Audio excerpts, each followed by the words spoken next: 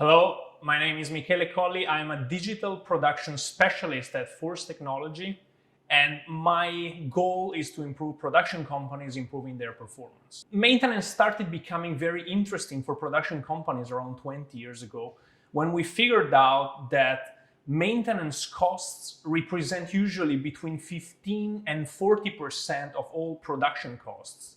And most interestingly, 65% of those costs are related to either unnecessary or improper maintenance activities. So this is all potential improvement we can get. So maintenance strategies are divided into two families. Corrective maintenance strategies, which means that we are waiting until something happens and then we fix it. And preventive maintenance strategies, which means that we try to prevent failures to happen.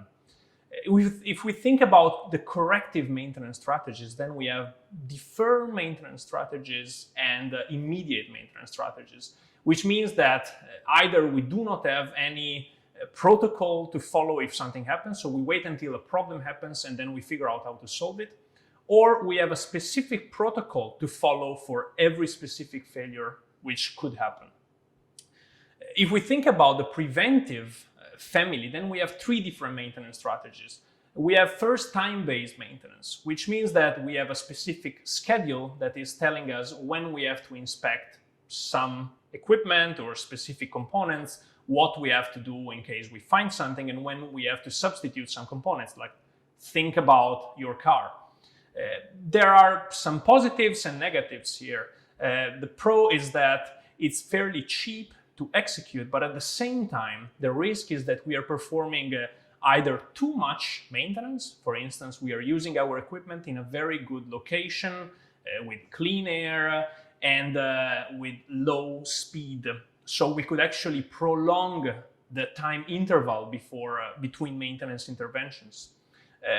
At the same time, we could also perform too little maintenance. So if the equipment is performing in particularly challenging environment, the issue could be that if we follow the schedule, we still experience failure because we need to perform maintenance more often.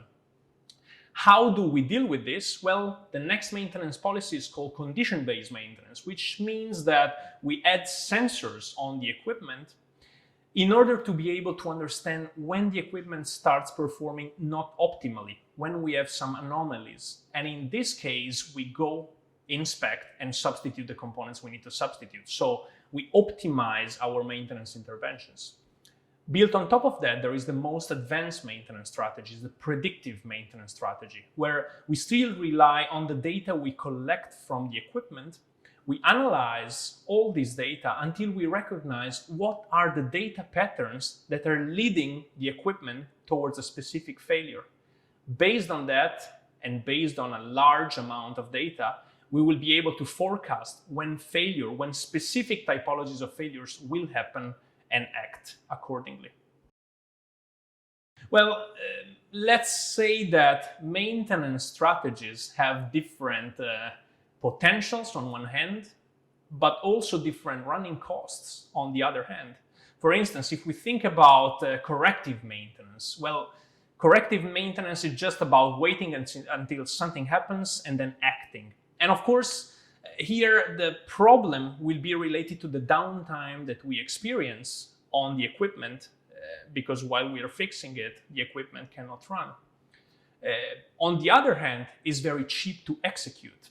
If we go on the other hand and we think about predictive maintenance, so the most advanced strategy within the preventive maintenance family, then of course we will reduce at a minimum level the downtime we experience, the yield loss, the quality issues.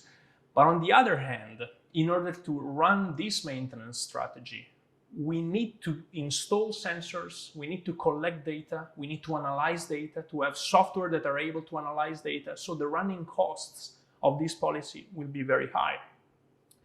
The game lies in understanding which policy we need to apply where. So identify what is particularly critical and focus on high-level maintenance policy, and identify what is not critical and remain at low maintenance strategy levels.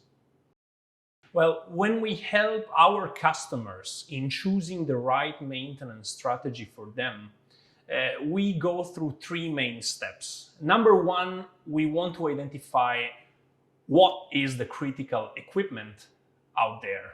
What are the most critical failures that need to be addressed?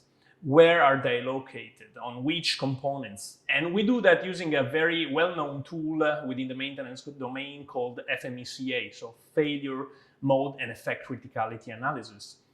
This is about categorizing all the failures that we experience, that the company experience, around three parameters.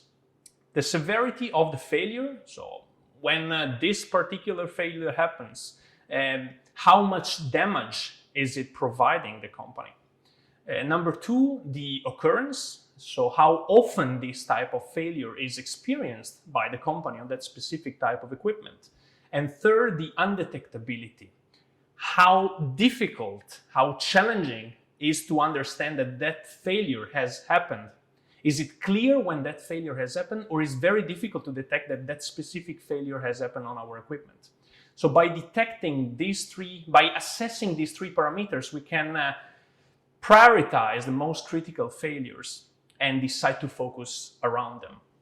The second step is to map all the maintenance operations we perform in the company.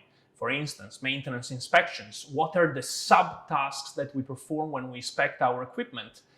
Are there any tasks where we are doing non-value adding activities or losing a lot of efficiency or use a lot of resources? So where we should focus if we want to become more efficient in the way we perform maintenance activities.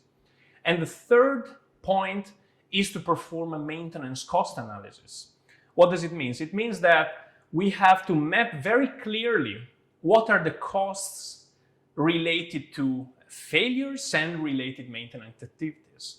Meaning that we look for what is the downtime linked to a specific failure, what is the yield loss or the efficiency loss linked to that failure, what is the quality ratio loss linked to that failure, etc. And on the other hand, we also map what is the cost of running that maintenance policy, the maintenance policy we have to deal with those failures, to avoid those failures. We make this cost analysis and we understand if there is potential for cost reduction by changing the maintenance policy, or if the current maintenance policy is the best one we can adopt for that specific failure or that specific piece of equipment. It's actually not only about cost reduction. We mentioned that we can reduce production costs, but improving maintenance is also a matter of improving the safety of our equipment. It's a matter of improving the quality that is delivered by our equipment, and it's also a matter of improving and prolonging the asset, the equipment lifetime, which has a direct impact on our sustainability performance.